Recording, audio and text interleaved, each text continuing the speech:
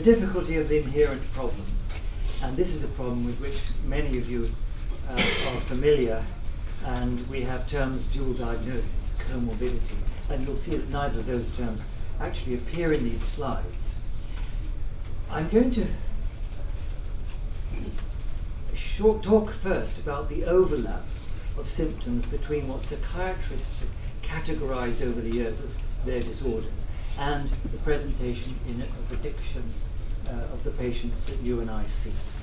This is how we talk to the medical students when they're learning first in their psychiatry courses.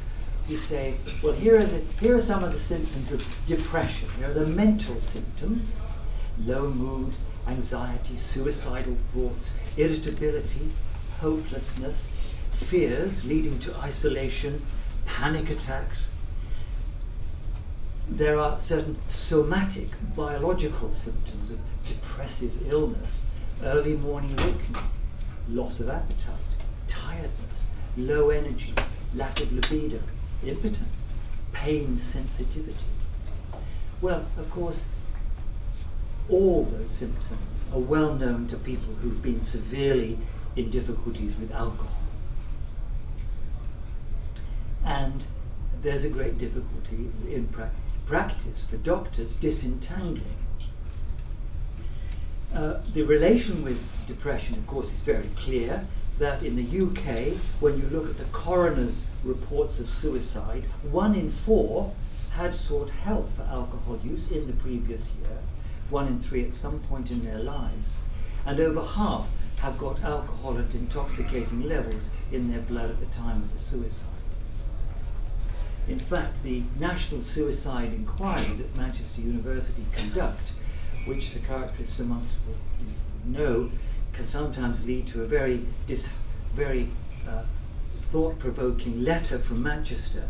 This patient committed suicide, and we see from records that he or she was a patient of yours in the last 2 years.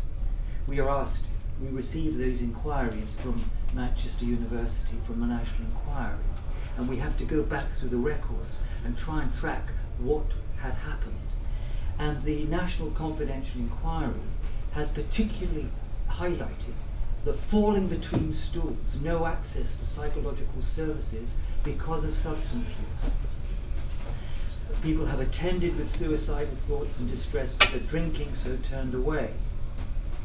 So it is a confusing area where clearly we need to get our thoughts straighter. Bipolar disorder, again, causes a lot of diagnosis by psychiatrists and GPs, perhaps, seeing our patients, because they see mood swings, mind racing, people not assessing risk, grandiose ideas, delusional thinking, can't sleep, only 3 hours sleep at night, insensitive to others, these behaviors of disinhibition, such as gambling and overspending, self-harming, not eating, impulsive acts, angry outbursts, dangerous driving, all well recognized in psychiatry as symptoms of mania. But also, you have well recognized these presentations in your patients who've been addicted to particularly stimulant drugs, cocaine, other activating substances, and indeed alcoholism may well present with this chaotic behavior, which at first glance looks like, to the psychiatrist who's perhaps hasn't taken the full history, hasn't got blood tests in front of him, will look like bipolar illness. Another area that we'll touch on today that is causing a lot of confusion is ADHD. Now, this is just a very recent study of men in British prisons who took part in a diagnostic interview for ADHD, and of course those sick prisoners who do score as ADHD, they have also tend to endorse drugs, methadone, amphetamines, alcohol use, of course, more than other prisoners. However, this is a very interesting study because the transition along the pathways of substance misuse and persistence of drug misuse to these researchers was better explained by the presence of conduct disorder antisocial personality traits in early childhood and on into the 14 years, 15 years old.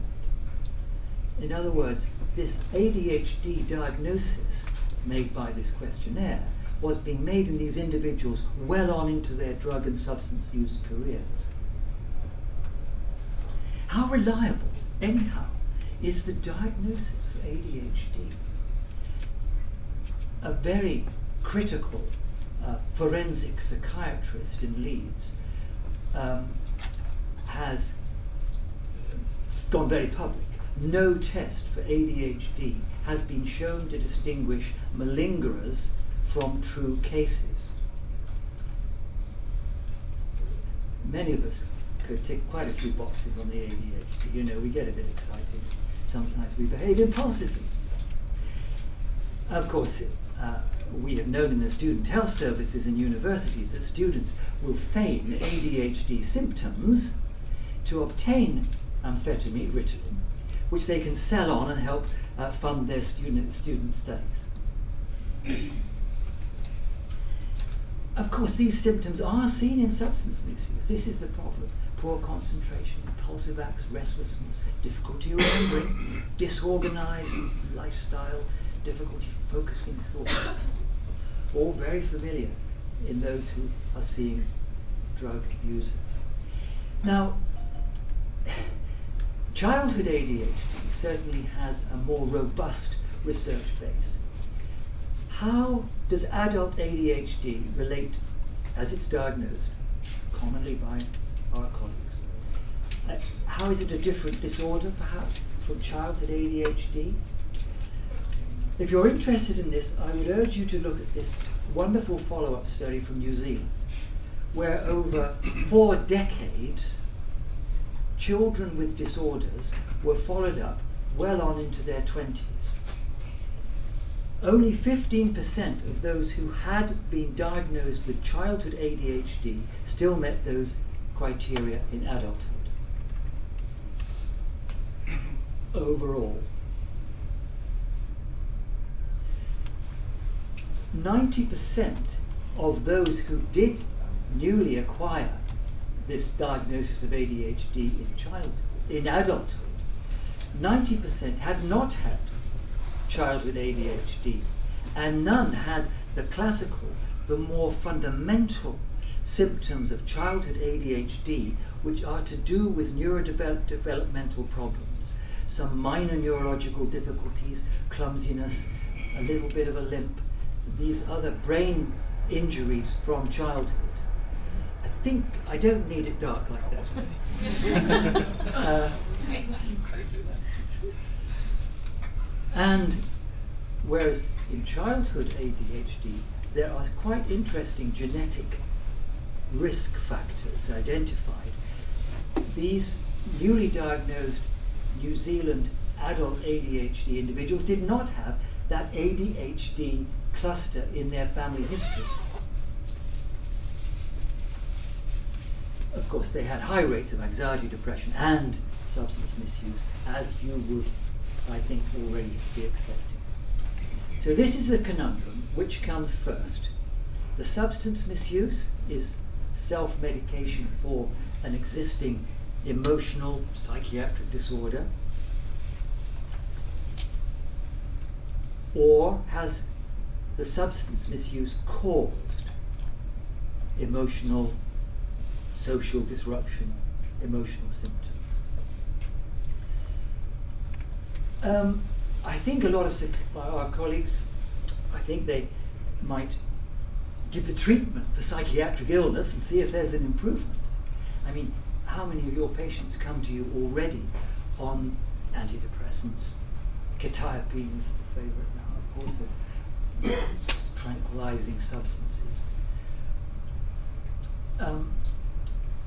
If there's improvement, perhaps the treatment, of course, might just be a substitute. For example, giving benzodiazepines to alcoholics, you would get some temporary improvement. Their spirits might lift, they might feel more relaxed, a bit more chilled out, less chaotic perhaps for a while, until of course the benzodiazepine dose begins to escalate.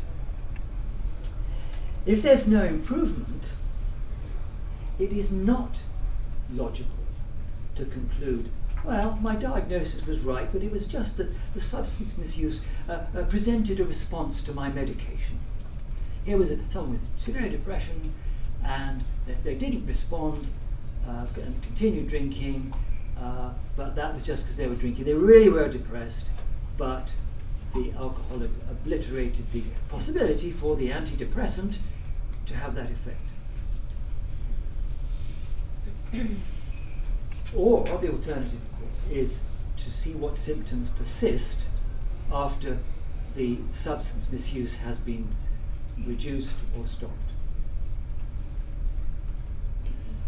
So how do the symptoms associated with drinking, for example, what is the trajectory?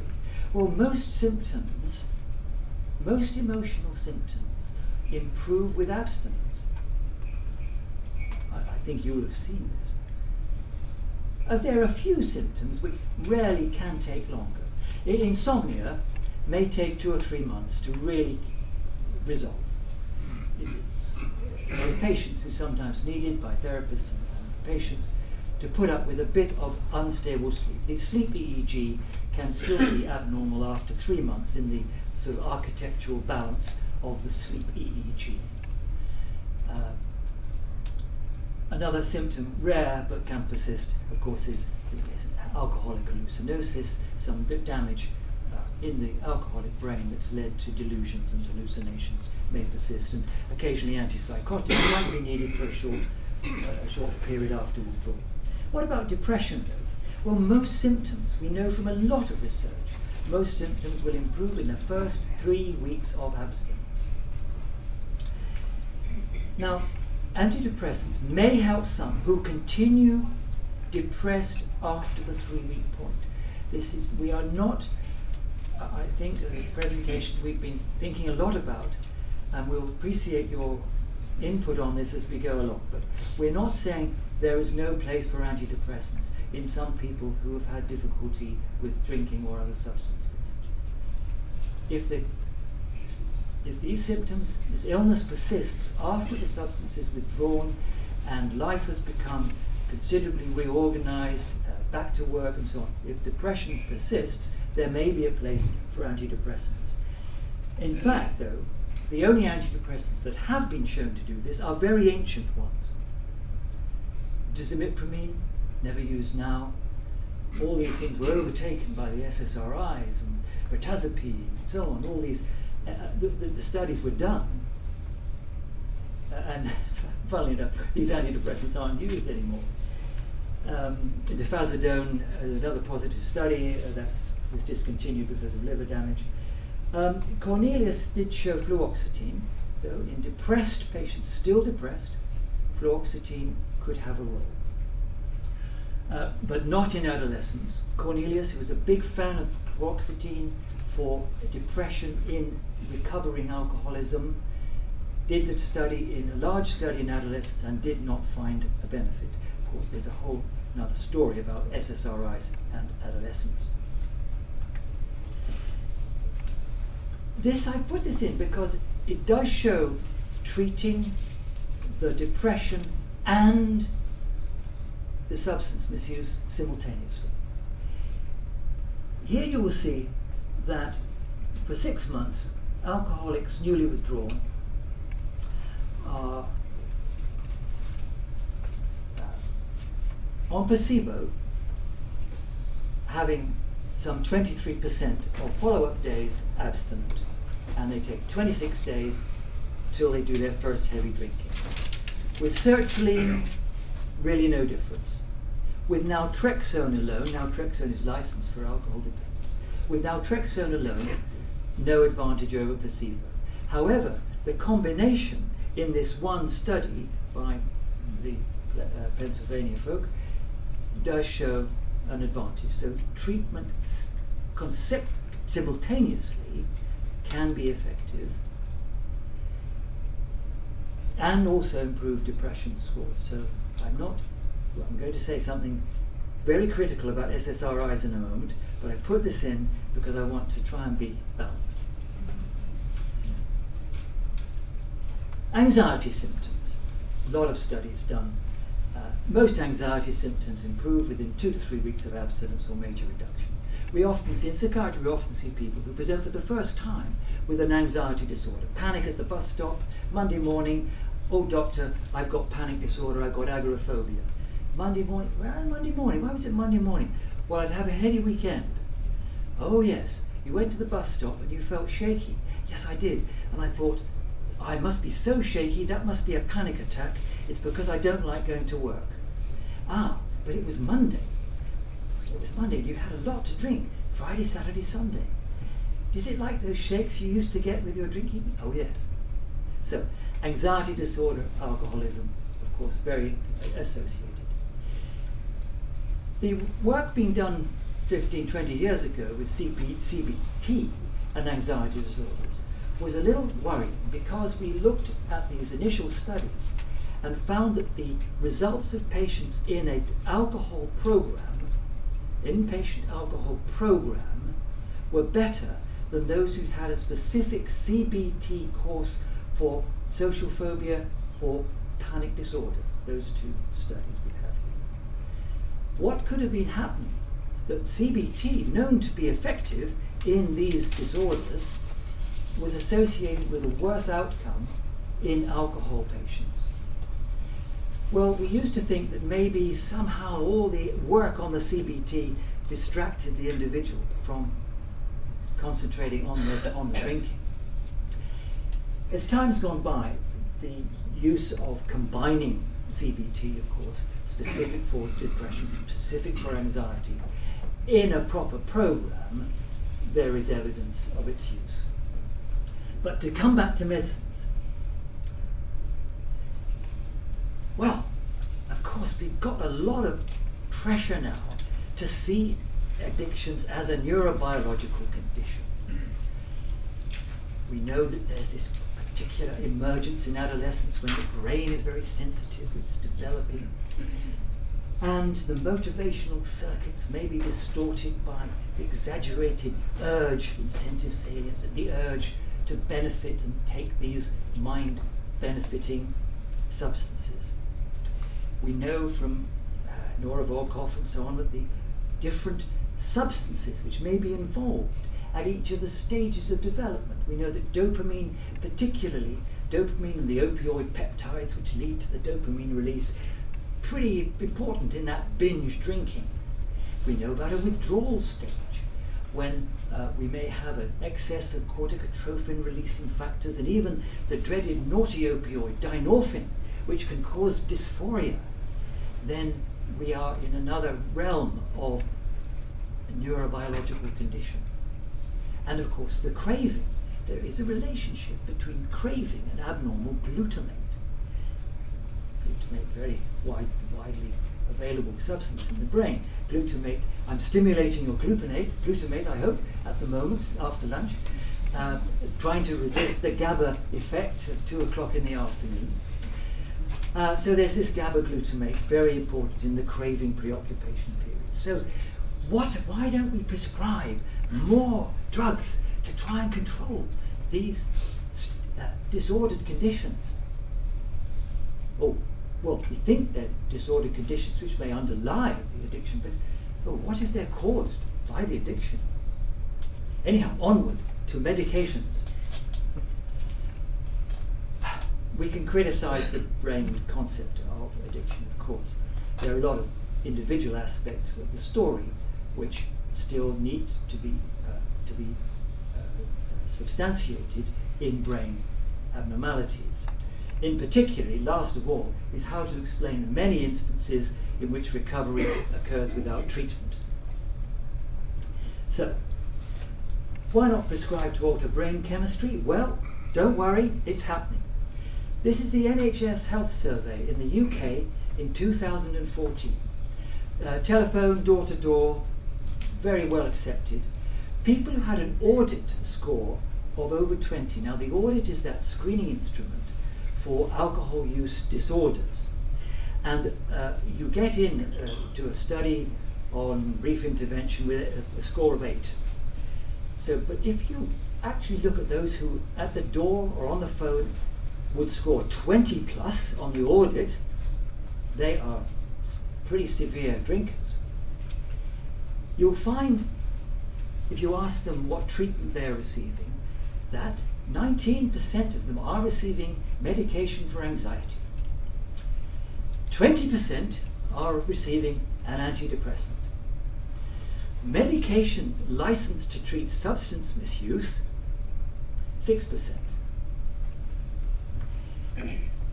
Only 6.5% of these people had ever attended a self-help, a mutual aid group. Oh, you've seen this in the newspapers about the huge cost of antidepressants to the NHS at the moment. 2015, £750,000 per day of the NHS is going on antidepressants. Here's a New Zealand clinic for substance misuse. They are admitting widely a public health substance misuse clinic. And in the 12 months of 2014 to 15, they had 222 admissions, 64% were alcohol principally, 9% cannabis principally, and of course quite a mixture of these two substances.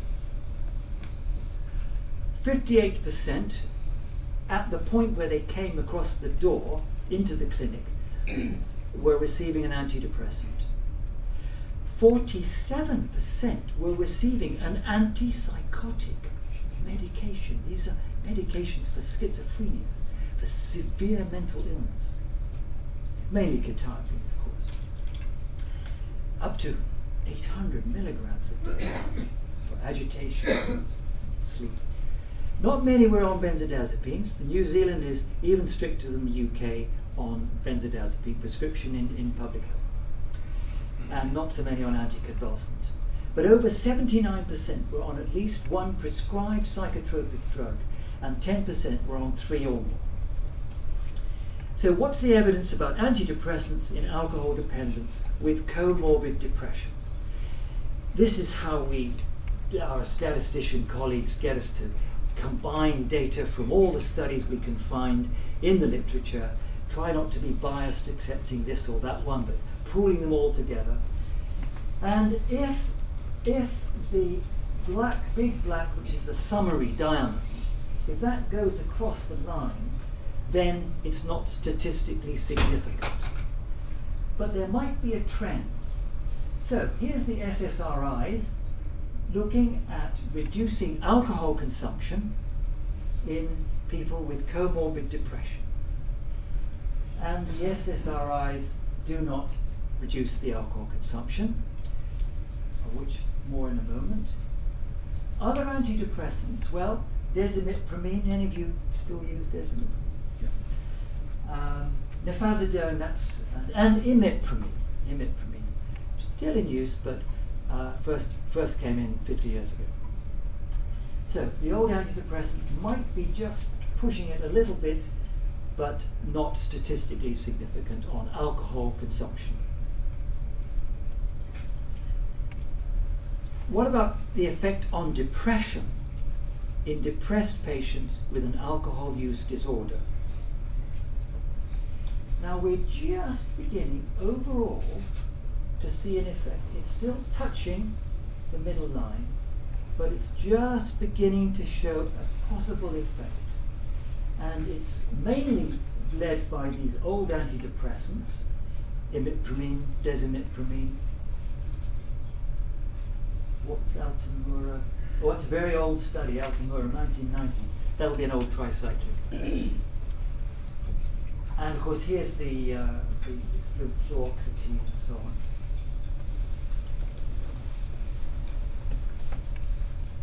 Separating out the SSRIs from the other ones.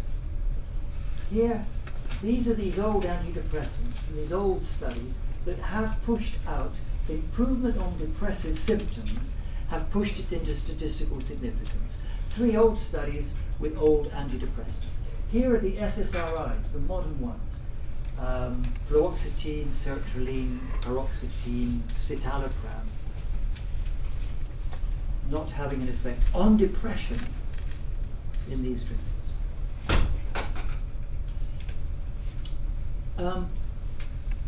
This has been published since that meta-analysis. I'm showing it for completion. If there's some aficionados amongst you, sertraline versus placebo, as you saw earlier on, wasn't effective.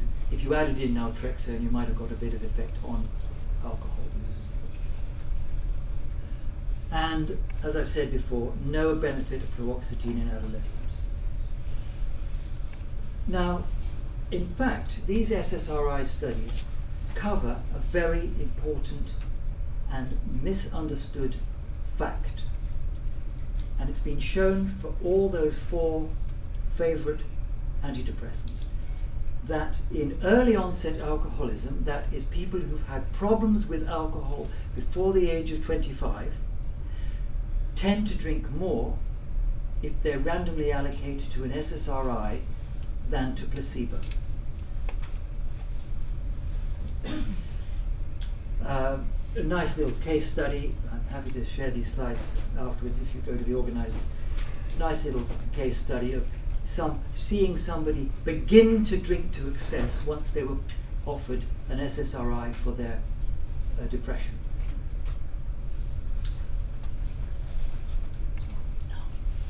The Swedes have an incredible data bank of diagnoses made in the public services and prescribed drugs. Here's an analysis of 800,000 individuals who had been prescribed an SSRI between 2006 and 2009 in Sweden. These were males and females, and we're looking at the younger group. SSRIs were associated with conviction for violent crime. It increased the risk of having been convicted in court of a violent offence by 1.4 to 1.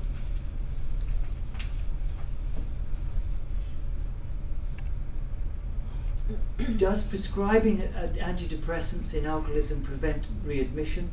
No.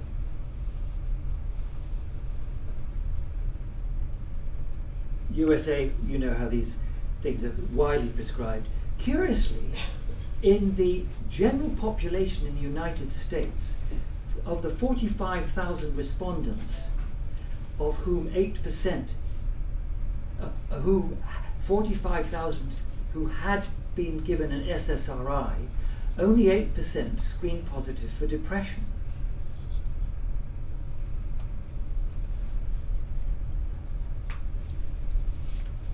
These drugs are, prescriptions have been written for these because they're terribly safe, terribly safe.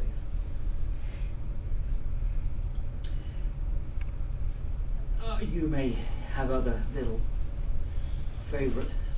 disfavorites, such as the gabapentin and the pregabalins and so on. The story will gradually unfold, of course, for these other substances. Gabapentin, though, I have to say, for the aficionados, there is a study where gabapentin reduced the relapse rate in alcoholism, but it's not a long-term study. We don't know whether the tendency to escalate and get into problems with the gabapentin would emerge later. Why should these antipsychotics, though? Why should 58% of those New Zealand patients be on an antipsychotic? Well, it's alcoholic hallucinosis that requires antipsychotics is very rare. We see it in psychiatric hospitals. It is very rare. And it's not safe. These drugs are not safe in these people. Intoxication with stimulants, if you have a patient who's coming into a psychiatric hospital intoxicated with amphetamines and they're given antipsychotic, you could well precipitate some very nasty brain conditions such as hypothermia and even death. Olanzapine, if there are any data to look at, it actually tends to increase drinking. Flupentixol, one of the first that was looked at as a way that might have been effective in alcoholism because you could give it as a depot injection, so good, get full compliance, fortnightly injection. The people on the flupentixol drank more than the people who'd had the dummy injection. These things, flupentixol makes you feel pretty wretched, and you might well want to take alcohol. Quetiapine, the US Lytton is actually the US government health branch in Washington. And he has looked at quetiapine because it was being widely used in the States. Huge study in very heavy drinking alcohol dependence. The only difference was that the quetiapine patients put on more weight than the placebo patients. And they had extrapyramidal symptoms, which are rather nasty. So beware quetiapine. You know it's addictive. You know that people will seek quetiapine. Got quite a street value. It's a different antipsychotic, but very tricky to use properly. Again, for completion, aripiprazole. There are a couple of studies out there. It's a rather different antipsychotic, not widely used, very serious side effect profile. Stimulant treatment in ADHD, I would offer these references.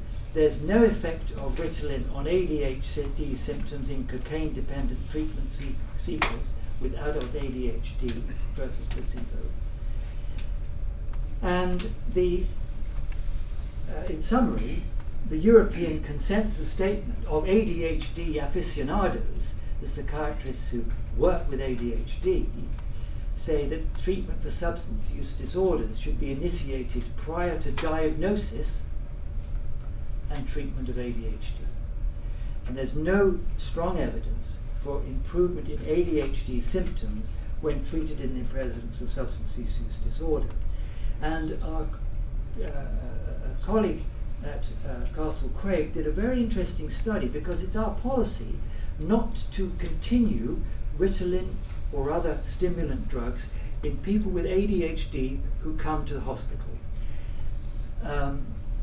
We have these very typical patients diagnosed with ADHD in adulthood, cocaine users, tend to be male, and we stop the Ritalin before they come or on the day of arrival. And we have in the Castle Craig system objective measures of behavioural disorder, because we log people who have been discharged early from treatment for behaviour problems, not following the rules, who have had to have a contract for their disorganised or disruptive behaviour, or have had to be given a final warning because of non-compliance. We can find that in these 26 patients we had in that year, that these were the drugs that they were taking. More were on Ritalin and Concerta, of course, than the other types of stimulant treatments. And overall, the total number of behavioural problems in these people with ADHD who'd had this treatment drug stopped immediately, the behaviour problem rate was statistically no higher than all the other patients. All the other patients might include people with personality disorders and so on. So we feel that for the moment we will continue with this policy. And of course, this policy originates because these stimulants are misused by our patients who are stimulant addicts. They store up their Ritalin or take it all on Saturday and Sunday night. This is not the correct treatment. And so we now feel that we were doing the right thing from this basis. So I'm going to hand now to Maria, because we're going to talk about a case that I think will illustrate for you some of these quandaries. Maria. Hi. Okay, so we have a large number of admissions at Castle Craig, and one of the things a psychiatrist does is offer everyone the chance to have all their medication re-evaluated, and most of those patients choose to reduce or stop their medications while they're having their detox and their treatment begins, their journey begins of abstinence from their substance, and then to re-evaluate the need for these medications. Now we have wonderful patients, amazing patients, they're so interesting. we've chosen a couple of patients who stood out as being even more fascinating, maybe teaching us as doctors and health workers even more than we'd anticipated. So Hamish, I'll introduce you to him. He's an executive director, top of his game. He's flying as a guest of a top football team, and he's been drinking and taking cocaine. Not unusual. Wakes with a hangover, he's feeling very sick, asks the football team doctor, what can I do? Gets a very common anti-nausea drug, gets on his flight. He wakes up in the middle of the flight, stiff, can't move, goes to the bathroom, can't pass urine, feeling very hot. And over the next hour, his condition deteriorates and they have to land and he has to go to intensive care where he remains for 6 weeks on life support. He's told this is a drug reaction, you're allergic to that anti-nausea drug. So he's breathing, moving, aware. This is in the long rehabilitation period while he was still in hospital, and he notices that pain just isn't going away. It's getting worse, if anything. And you know when you wake up in the night with a cramp, how awful that is. Well, this man described that kind of pain in many of his muscles, not all. So his doctor gives him paracetamol, anti-inflammatories, cocodamol, which is a common opioid-containing drug, but nothing works. At the pain clinic, they add in amitriptyline, pregabalin, Valium, nothing. But he found something that helps a little bit, which is his cannabis. He takes that with some of his alcohol. He can sleep a little bit. The cocaine he still takes because that allows him to function in the day.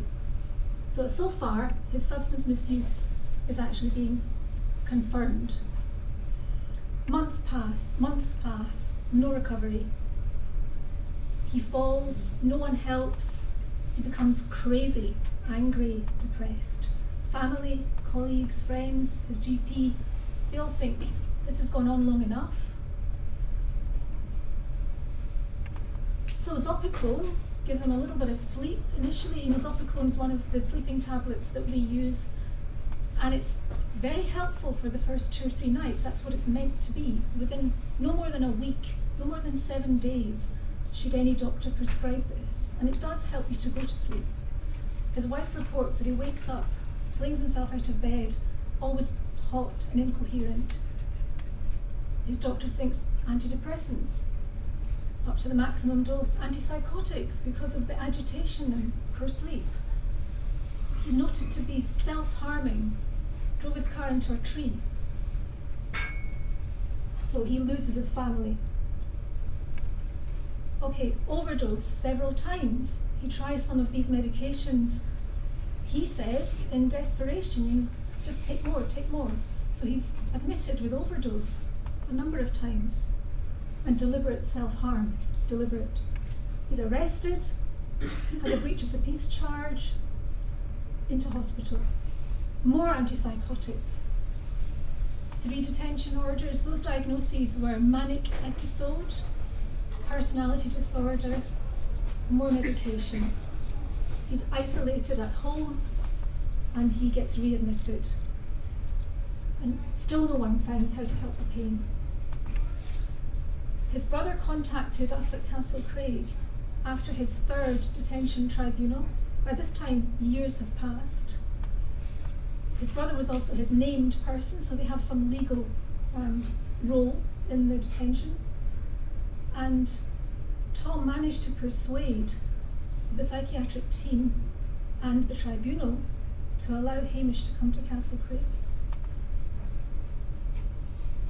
because he believed that addiction to some of these prescribed medications was part of the problem, at least. So pain, depression, anxiety, personality disorder, bipolar disorder, sleep, insomnia. So this was, when he arrived, this was the prescription. Cocodamol, pregabalin, amitriptyline for pain. Trazodone, which is a common antidepressant which helps sleep. venlafaxine, quetiapine. Look at the dose. He used to tell us he was the 3,000 man because everything was 3,000 milligrams. Also adding in olanzapine. There's the 3,000 again. A mood stabilizer, which is an anticonvulsant with a bit more lamotrigine added in. And then the Zopiclone, the Z drug, doubled up from the normal dose. Diazepam, GP must have been really worried, desperate. What do you do with this man? Okay, so we did actually wonder about how we were going to help this gentleman, but we had long conversations with our NHS colleagues, and he really was suffering. They'd got to the end of all their options. So he came to Castle Craig, and we began the detox. So opiate detox, we just converted it to codeine, reduced it, used lofexidine towards the end of the time, which is usually very helpful. Alcohol, diazepam, and Zopiclone we usually convert to a diazepam detox, which works very well. Immediately reduced and stopped the trazodone and venlafaxine, we stopped the lamotrigine and olanzapine, and he initially remained on quite a number of drugs because we didn't know how many of these diagnoses that he picked up were correct. So there is a risk, as many of you will know, of withdrawal seizures. So we have to be careful. Obviously this can't be done too quickly. So I think this detox phase 2 took at least 6 months, if my memory is correct. We did a very slow, very highly monitored detox with this gentleman. So we then reduced his anticonvulsant, which was being prescribed for bipolar or manic disorder. We then carefully reduced his pain medication. And he began to respond to massage, aromatherapy, acupuncture, and very good nursing overall. HBOT, very much so, yes, he loved HBOT. Helped him to sleep for the first time in 9 years. So that's hyperbaric oxygen treatment for those who weren't at the last lecture. It's very good for this gentleman. Okay, so, but still these nocturnal episodes where he would complain of intense pain, they persisted. And our resident doctor, we're very fortunate in having a resident doctor 24 hours a day. She amazingly managed to monitor this patient through one night and reported her findings, which were that he actually genuinely looked as though he was rigid. He presented confused, and he genuinely appeared to be with all the signs and symptoms of severe pain and fever. So she investigated him for infection, inflammatory diseases, and we found one test. This is where it really was very exciting for us and very interesting, very difficult for him. CK was 3,000. Now this you normally would see in an acute heart attack, perhaps, but also in an unusual condition called neuroleptic malignant syndrome. And we think it may have begun with metoclopramide, the common anti-nausea drug. Okay. So these are the symptoms. And looking back at his records, we asked for his medical records from the intensive care unit, and this was exactly his presentation. High temperature, confused, sweating, rigid muscles, dizziness, inability to alter heart rate with exercise. So that is a common effect of neuroleptic malignant syndrome, where people don't respond as you would expect to, for example, for exercise. The heart rate doesn't increase as it should, or come down as it should. And these people suffer coma and sometimes die. So that was our working hypothesis. So we had to stop all his medication at that point, because with someone who has suffered this acutely, any kind of drug or even alcohol might reignite the symptoms. And again, the nursing care, physiotherapy, nutrition, massage, hyperbaric oxygen, all of these things he utilised to the full. And we monitored his CK. He was with us a year, and it took that time to come down tenfold to about 300, which is still much higher than normal. He was discharged about a year afterwards. So now, he has no medication. He's abstinent from alcohol and drugs, illicit drugs and prescribed drugs. There's no sign of mania, depression or psychosis. We think some of his remaining symptoms that he complains of, nightmares, flashbacks, relate to the time when he was in intensive care. Sounds very, very difficult.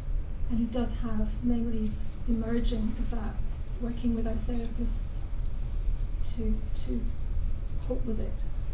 He's slowly rebuilding his life, comes to aftercare, says hello to us, and he's been accepted for a university degree, which is wonderful.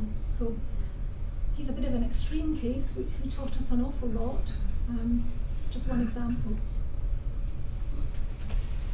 Well,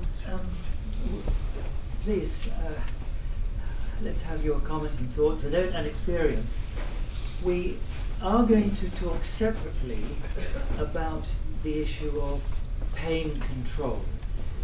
Hamish is, if you like, transition, because as well as his psychotic symptoms, his diagnosis of mania and his detention under the Mental Health Acts on 3 occasions, he also was suffering from chronic pain and had developed quite a severe opiate problem with dihydrocodeine.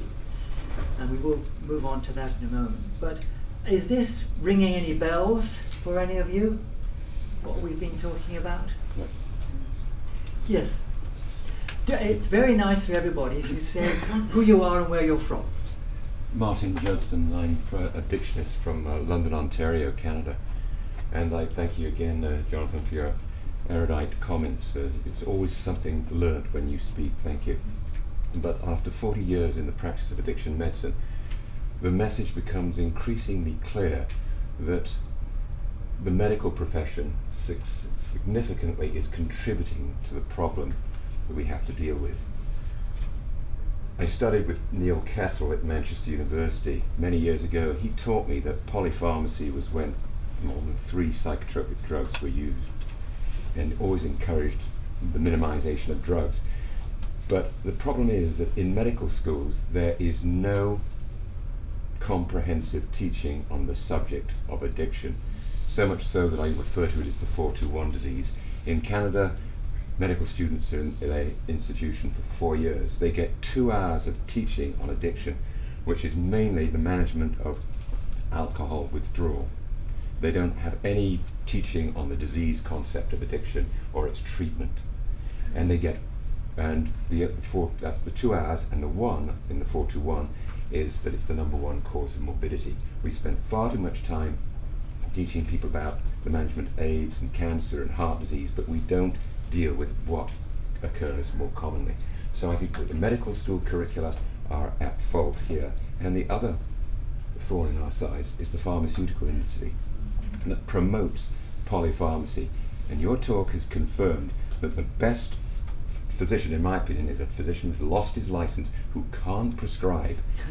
And if abstinence could just be promoted, there is a natural history to recovery, as George Valiant described, that if you do nothing, masterly inactivity works very well. People just need hope, they need support. Go to your fellowship meetings, see your therapist, you'll get better. Thank you very much. It's sometimes since I've heard that lovely phrase, masterly inactivity. But of course, our clients do put pressure on our medical colleagues, and we know you know how demanding, because people, our patients do genuinely, they have this belief that they need to, there's something has to be altered by a pill or a drug or something. Yes. I think from what you were saying, my sort of the link that you're making between ADHD and addiction is that there's a lot of the symptoms presenting in both, and just to check my understanding that actually is ADHD really addiction in another guise. Is that kind of what you're saying? No, just that the ADHD diagnosis is made by chaotic lifestyle, inattention, impulsivity, restlessness, and all those 5 symptoms can be caused by drug or alcohol misuse. Okay. So, by drug or alcohol misuse? In other words, it's a misdiagnosis. Okay. That the most economical explanation for those 5 symptoms would have been their chaotic use of cocaine and amphetamine. Okay. So my question is, with childhood ADHD, is there an argument to say that there's a misdiagnosis if they've been brought up in an alcoholic or an addictive home? Oh, that's a very interesting point. Yes. Good. No, because I just think it just seems that there seems to be this sort of rise in the number of children that are diagnosed with ADHD, and I just think there's this sort of general sort of normalising of alcohol use, and I was at the porn addiction thing this morning.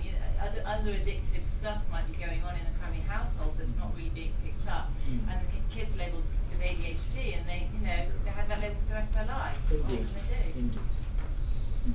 The interesting thing about ADHD, whatever brain problem is going on, and I know there are a lot of recent studies looking at brains of ADHD sufferers, the treatment of ADHD, from all the studies that we could find, appears to be as good without medication as with.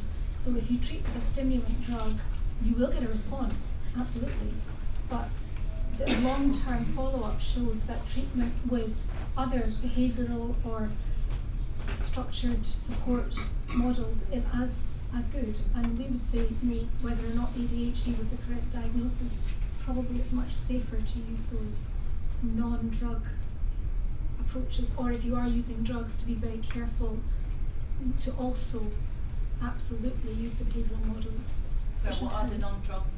The non-drug approaches are cognitive behavioural techniques. Behavioural alone, when I was training many years ago in child psychiatry, we were told strictly you do not prescribe Ritalin unless you can also prescribe a full behavioural programme with occupational therapy, nursing, etc. With the working with the family, it's really helping parents to settle their children to do their reading in the evening.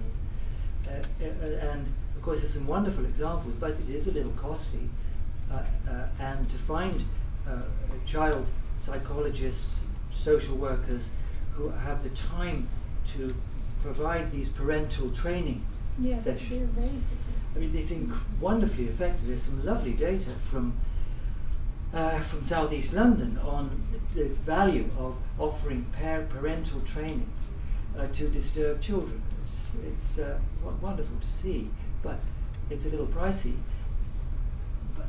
Ritalin's very pricey too, but it's more available. It's just a stroke of a pen. And I think to go back to our policy to stop stimulants on admission, of course we're very fortunate in that we have a wonderful, extensive team of nurses, therapists, doctors who will provide this structured behavioural programme. So the patients have a very structured life, and of course that helps all kinds of things.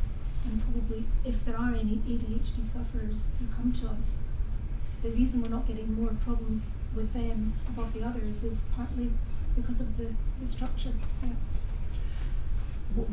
Yes, please. It's also new feedback you can apply to kids for inattention.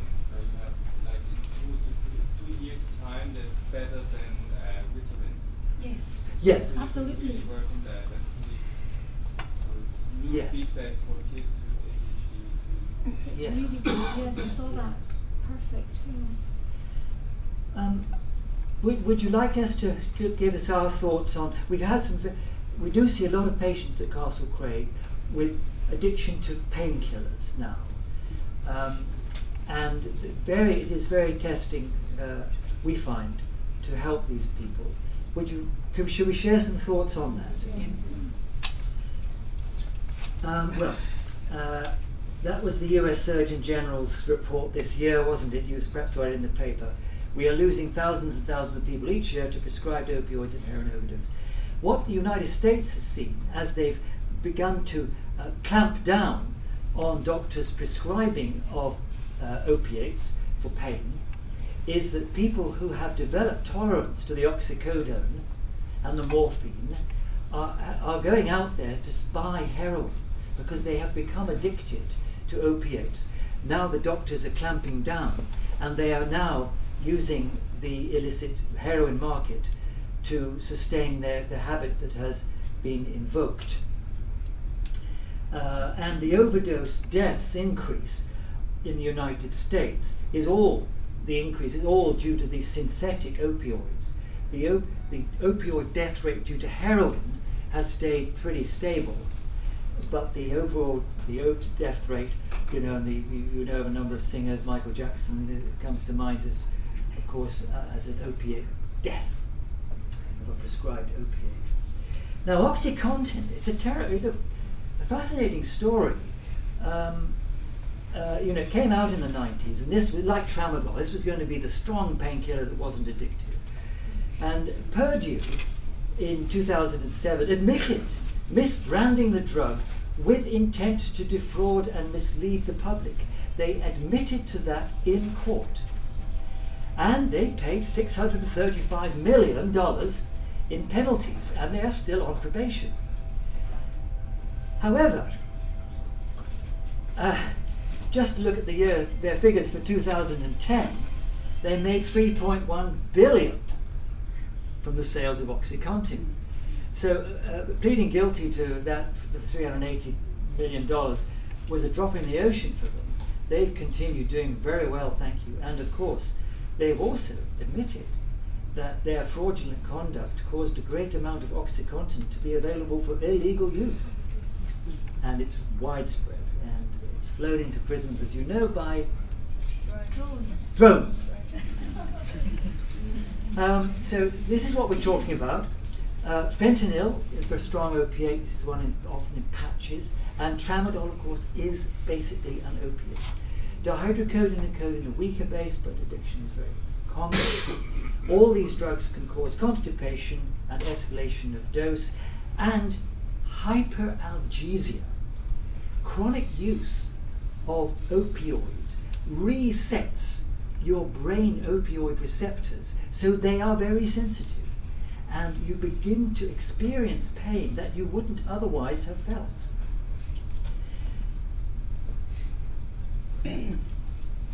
Now, NICE, that we respect as our national body, shows little evidence that opioids are helpful for long-term pain, except very occasionally in low doses and intermittent use. And in particular, if we look at chronic non-cancer pain, that's what we're talking about. Opioids are God's gift to terminal illness. It is a wonderful, wonderful thing. And sadly, some countries are so afraid of opiates, they don't allow them at all. And their people with terminal illness are suffering needlessly.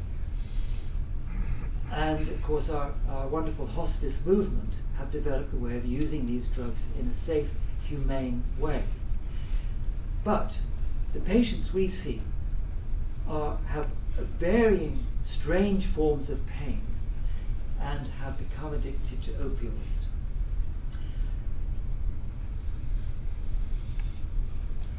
Making the pain harder to control. That's what we're meaning. The addiction to painkillers makes the pain harder to control because of hyperalgesia that develops. And of course, all the demeaning, the demoralizing behaviors that result from drug seeking and the humiliation that our patients suffer because they've developed such a strong longing for these substances. There's a nice bit of work out just up the road there in Derby. I don't think it's fully published yet.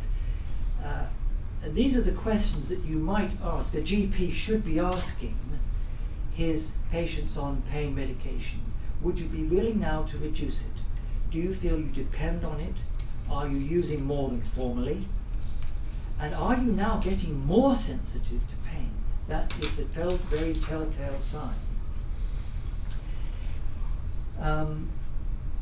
Mental health, of course, is a strong link with other emotional conditions, with chronic pain, chronic painkiller medication, a strong relation with anxiety disorders, personality problems, and so on. And I'll tell you a little bit more what we're meaning in psychiatry now by somatiform disorders. These are these strange presentations which, the GPs joke about headache patients, because they come 1 week with pain here, the next week it's pain there, next week it's constipation, next week it's diarrhea. These are unhappy and ill people, but they don't need opiates.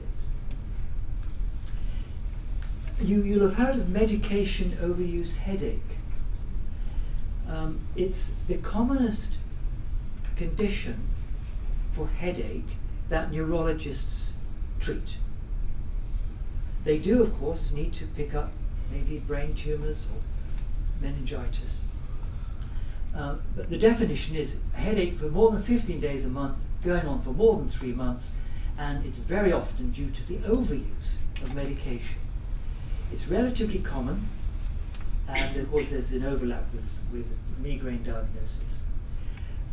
And so what's happening is they are being prescribed medication for pain, but it's exacerbating the problem. My colleague who is a psychiatrist in the pain clinic in Edinburgh, and she gave me this cartoon. Don't you think visiting the pain relief clinic would make more sense? Treatment is quite effective in the general practice when you really pinpoint this and help GPs to educate and offer brief interventions. Then you can see a benefit. And of course, they do need to detoxify, especially if opiates have been used. They will need detoxification, and that's where you and I, we can come in and help. And sometimes it's so severe, they do need residential detoxification. Yes, once again, we've got pregabalin and gabapentin. They're leaping into this field just like they have done in the anxiety field as well. Both drugs of abuse, both have a street value, widely sold in prisons. Actually, although it's got a license for neuropathic pain, the new data coming out on pregabalin, this is Lyrica, by the way, your patients call it Lyrica. The better studies now, non-industry funded, are not finding the effect that in the original industry funded studies pregabalin had for neuropathic pain. Here is acute and chronic sciatica, very common issue. Pregabalin no better than placebo and double the adverse effects. And there's some dangerous interactions. Doctors prescribe opioids and benzodiazepines together, and that's where overdose is more likely to cause a death. There is an interaction between opioid painkillers and these SSRIs. It's a condition called the Serotonin Syndrome. I've recently been involved with a patient here in London, actually, who had a very bizarre condition, and was admitted to Thomas's with a strange psychosis, and had CT scans and EEGs and lumbar punctures and everything. And it was found that she had been given tramadol for pain, and amitriptyline had been added at the pain clinic while she was already taking treatment from a psychiatrist for depression with venlafaxine, etc. So a huge package, and it's a potentially lethal illness, serotonin syndrome, and in her case it presented with psychosis and epilepsy.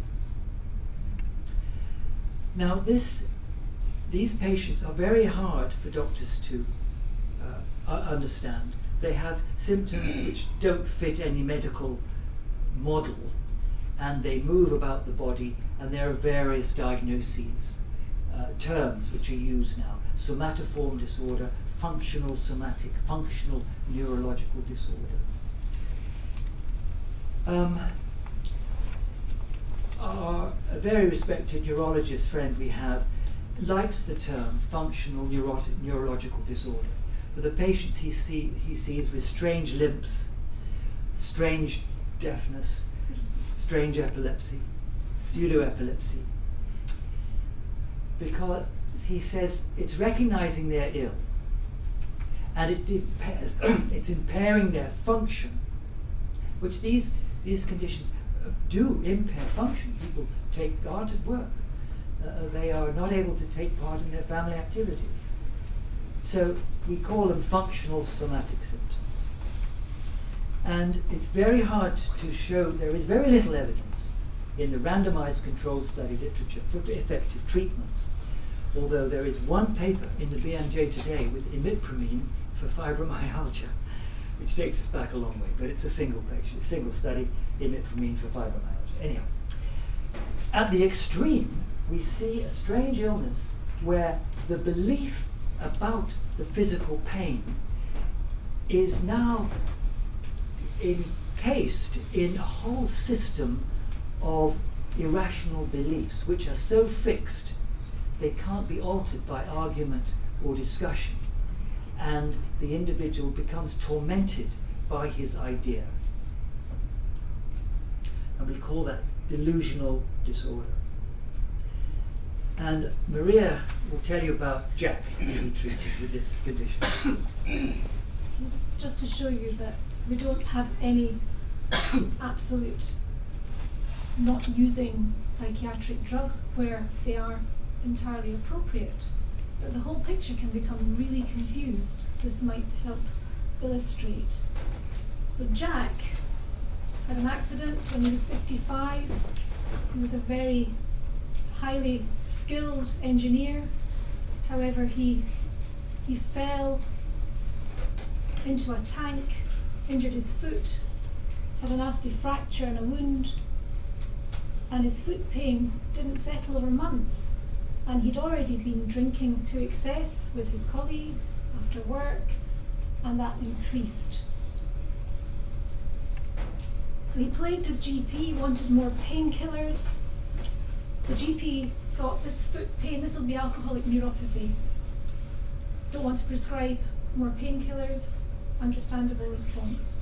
He went to the pain clinic. Eventually, he was on high dose opiates because he really was screaming with pain, struggling, in a terrible state. So it goes on to fentanyl patches. That's kind of far down the line, usually for cancer-associated pain, but this gentleman had this. So he came to us 12 years after this began. So he demanded more and more GP and specialist appointments. He tried to obtain opiates from different GPs. He was absolutely desperate. He became aggressive. This is a very ordinary, highly respected, well-educated chap. He was arrested, breach of the peace, threats of violence. He threatened suicide, wanted to jump off a bridge. Banned from GP practices. There is a special GP service in Scotland for people who have challenging behaviour. He was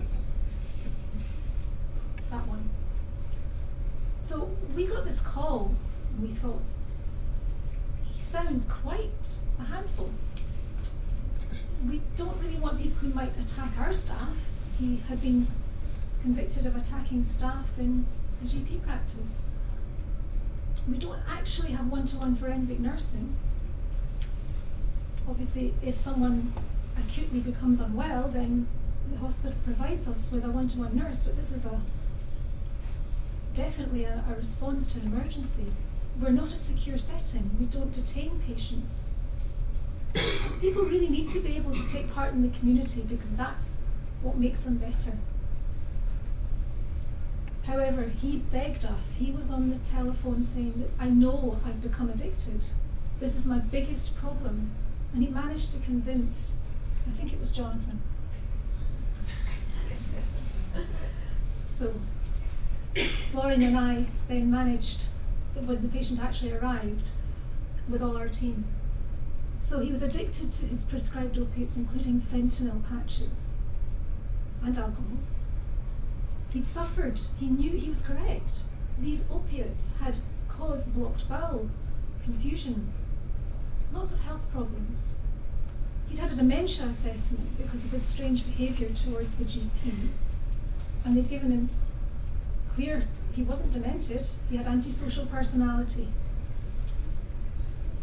Lost his wife.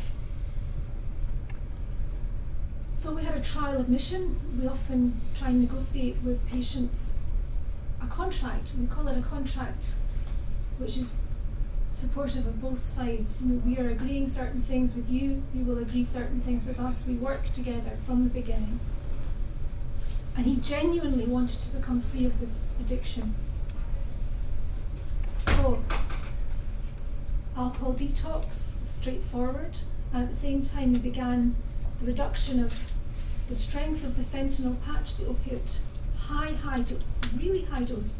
This was, I have to say, under the tutelage of Florian Kaplik, who is extremely good at working out how to do the most complex opiate detoxes. Onto dihydrocodone tablets, which are obviously something that comes in very easy to reduce because you have such a range of doses. He did have a few setbacks when we had to stabilise that dose. I can remember calling Florian at home saying, how do I do this? What's the next thing to do? And he said, just keep it stable for a couple of days, he will be fine. And he was. He loved the nursing care, the wonderful food, HBOT, hyperbaric oxygen, acupuncture, and of course the 12-step. That was a crisis. Wants to jump out of the window, it's on the first floor. What do we do? It's too much to bear. This was noted in the GP records when we eventually got all the records after this. This had happened before. No one understands. You're just the same. He was aggressive, he swore at us, he was suspicious, he was mumbling some sort of rubbish. I'm rotten inside. It started with the arsenic and we were thinking, what is this? So we had to manage this on the first floor. This was not an easy situation. However, with excellent nurses who did what I'd had to depend on my nursing teams in the forensic service so many times, they followed the exact way of managing this. Gently took his arms, helped him sit, kneeling close to him, keeping very close to him, linking arms, keeping him and themselves very safe. And then I found this over the many years in the forensic service a very good thing to do. Once it's safe and the nurses will let you, kneeling down on one side of the patient so he can't kick you and take his pulse. It's amazing.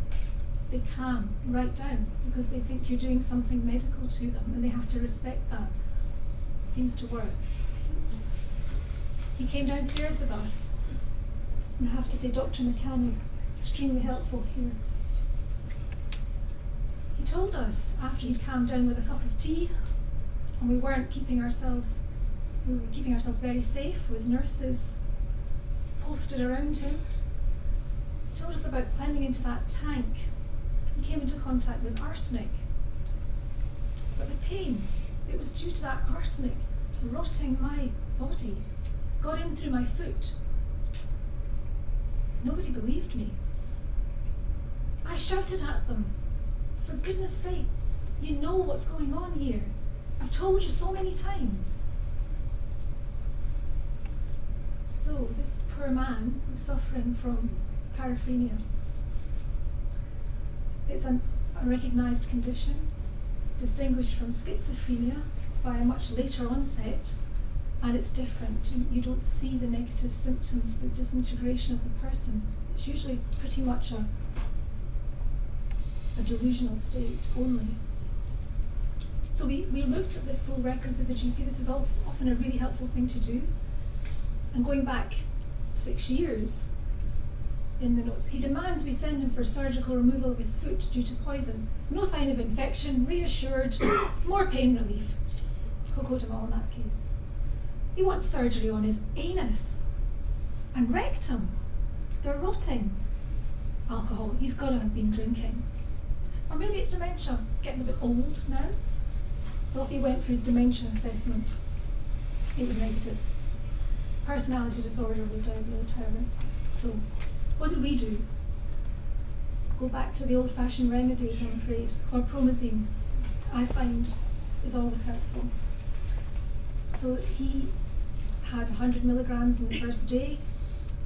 The next day, after a good sleep, he was pain-free. So we, in the team, felt that our diagnosis of paraphrenia was likely to be correct. And we looked at the most recommended treatment, which is an old drug again called Pimozide. However, this man had a lot of physical problems, including heart disease. He had hypertension, which had been induced by, we think, antidepressant treatment, excessive antidepressant treatment. And aripiprazole, which again, Dr. Kaplik is much more familiar with than I am.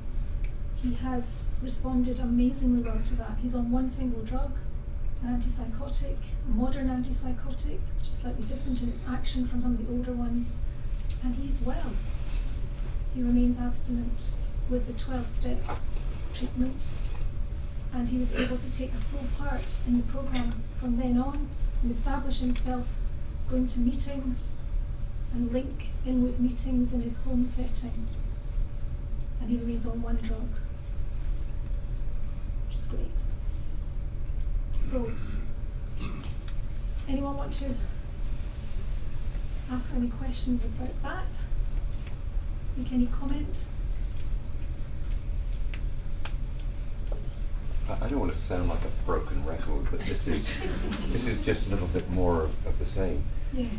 But again, reflecting on my professional career, I think it's what we're doing in addiction medicine today is like all forms of medicine. It's reactive. We're dealing with a problem after it's long started. We are seeing an upsurge, I think, in substance misuse, in my opinion, because of the disintegration of the family unit. People are being brought up by daycare attendants, not by their parents. They're being told that they don't communicate. Anywhere you go, they go out for a family meal, but all four are on these wretched things. They don't have eye contact. The way to treat addiction is preventive, but that's not very interesting. But we should be encouraging better communication, understanding, giving people a sense that understanding that a little bit of a challenge and hardship is good for them. It's not something that needs to be medicated. If we have that approach today, then we'll all be out of business in 40 years.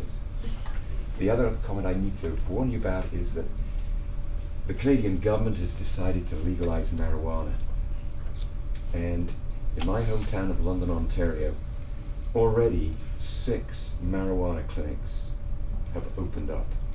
And these are staffed by doctors who have emerged from the woodwork. They didn't even live in London. They've come to London because they know that London is the sort of the drug capital of London. Why? Because that's where the first methadone program was started 30 years ago. So we have a lot of drug users. A lot of people are thinking that marijuana is the answer to their problems. But those doctors who are prescribing it know nothing about addiction, and couple that with the evidence that marijuana is no good for any physical problems or psychiatric problems. And so put those two things together, we have another malignant situation. So we have alcohol problems, we have opioid problems, and in 10 years' time we're going to have significant problems with marijuana and youth in London. Which of course we see already, the marijuana problem coming through. So there's a couple more cases that were just quite significant for me. Both happened on Thursday as I was leaving to come away for the weekend and then come on to here. So we had an American lady, and she began drinking very early, and she had a DVT when she was age 19, which is really young, which is a clot in her leg. So she was started on an anti-clotting drug to help thin her blood, and then at age 22 her father died. She was given fluoxetine, Prozac, commonest SSRI, the earliest one. She was a functioning alcoholic. She was never asked about her drinking. She moved off to America and was continued. She was treated with depression initially for grief following her father's death, and in 2013 her fluoxetine increased to 80 milligrams a day. She was also drinking heavily at that time, and there was an episode where she bled into her spinal cord and she had temporary paralysis. Somehow in the United States, where she was, her psychiatrist maybe didn't have that information. However, he added bupropion for her ongoing depression. Bupropion is another antidepressant. And in 2016, she had a brain hemorrhage. So on admission to Castle Craig, she was on fluoxetine 80 milligrams a day and bupropion 450 milligrams a day, which is a dangerous combination, because SSRIs can cause bleeding, especially at very high dose, because they affect the blood cell called a platelet. These platelets are very essential to clump together to form a clot when somebody has a bleed. And could this have been related to her SSRI? Also, SSRIs may enhance. Our wonderful pharmacist who comes and checks all our prescriptions every week pointed out to me that this is a very dangerous interaction that this lady had, these two drugs. She was drinking also, and of course heavy drinking, as we know, can also cause hemorrhage. Bupropion is also increased with increased blood pressure. So if you've got a tendency to bleed, or you have bled in the past, the last thing you probably want is to increase your blood pressure, because the pressure of that will increase the likelihood of a bleed. And bupropion also speeds up breakdown of warfarin, and it's contraindicated in our British National Formulary because of the instability that it can cause. And the patient may have suffered a hemorrhage due in part to her antidepressant medication. Now, this was me writing a discharge letter on Thursday thinking, do I encourage her to sue people, or how do I put this? It's a dilemma. Yeah, absolutely.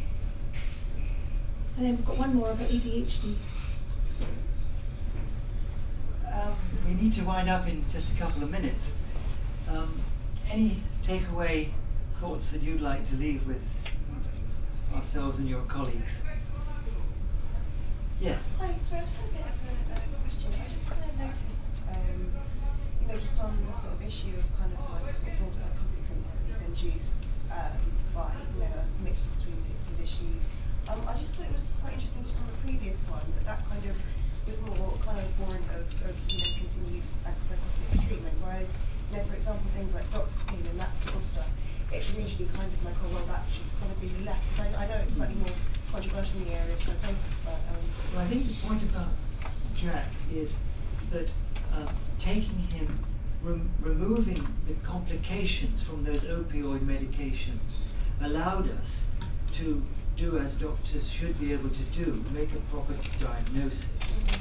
And it is rather exceptional that in the end he was the one who did need an antipsychotic drug.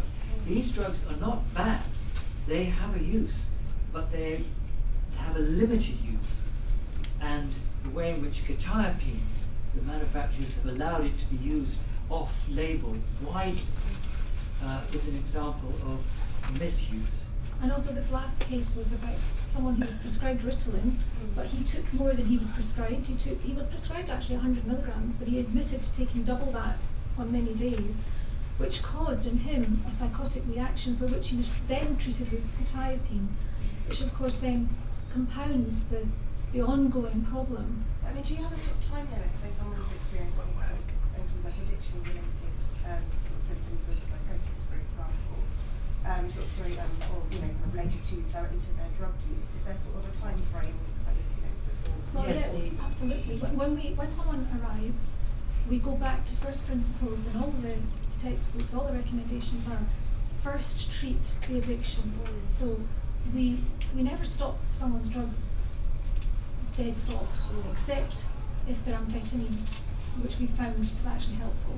But with antidepressants, antipsychotics, we would slowly reduce, very carefully reduce them with stabilizers, all of that, because we know that those conditions may well be also present. However, I have to say, in most cases, once you have helped them with the addiction, they've come through the detox period from alcohol or cocaine or whatever it is, gone into the 12-step program, then we reassess. We follow the guideline of reassessing between 4 to 6 weeks of abstinence. Then, if there's any need for antidepressant medication, of course we would prescribe, or antipsychotic medication, as in Jack's case, that emerged. That wasn't expected, and it was only with detective work looking back that we could see there had been signs that he had genuinely had a very nasty psychotic illness. Most of the patients we see actually don't have any either mood or psychotic symptoms after their period of detox and stabilisation. So, if you have any links with your local medical school, offer your services, offer to go and give a seminar on addictions at your local medical school. The students will turn up. You don't need to offer them tea or coffee. You offer addiction-based symposium for them. Take along a client who will talk about his case history. They will lap it up. And as we heard earlier, there's something to be done in medical school. So thank you very much for attending here today. Thank you.